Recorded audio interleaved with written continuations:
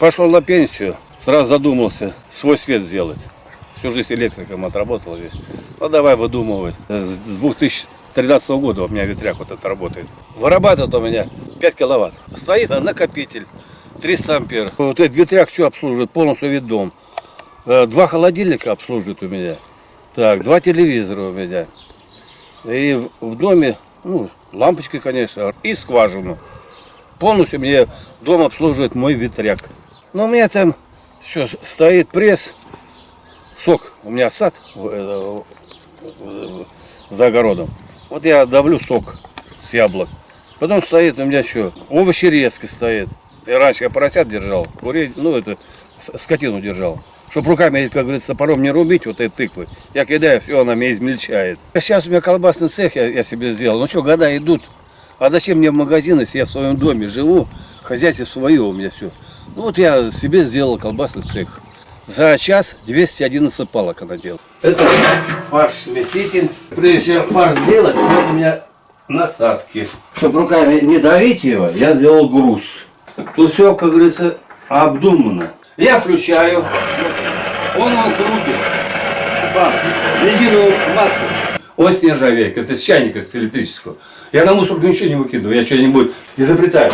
Набрал фарша сюда и беру тогда теперь вот этот пресс мой, и он давит. А сюда одеется кишка, оболочка одеется. За час 211 палок, за час. Палка 620 грамм. Это от старой стиральной машинки.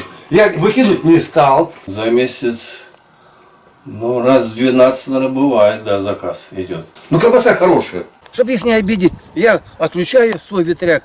Поработал на 150 рублей, чтобы им отдать, потом заплатить. Все, потом включаю ветряк. Все от ветряка. Ну, зачем я буду, как говорится, государству деньги платить, если у меня, как говорится, я не зря фуражку ношу. Я думаю. Это щит вот этот мой уже. С ветряка идет вот этот щит ветряковский.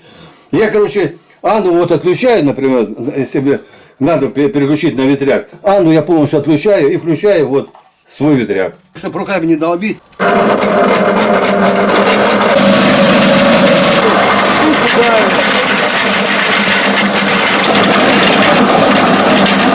Например, я надумал вот бачок тоже искать. Поехал на металлолом в ванну, на машину погрузил, чтобы мне не нужен металл. Нашел бачок у них. Мякоть задерживается. Чистый сок идет. 1300 литров с перекурами 5 часов. У нас 50 соток огород же раньше был. Мы ходили неделю, обрабатывали огород. От сорняка неделю вдвоем с супругой. А когда вот эту я сделал, день и все. 50 соток готово, обработано. И тяпкой руки болят. А вот это... Ну да, ну это просто идешь.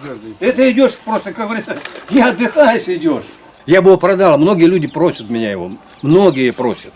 Ну продай его, я говорю, нет, он мне, для меня хорошо служит он.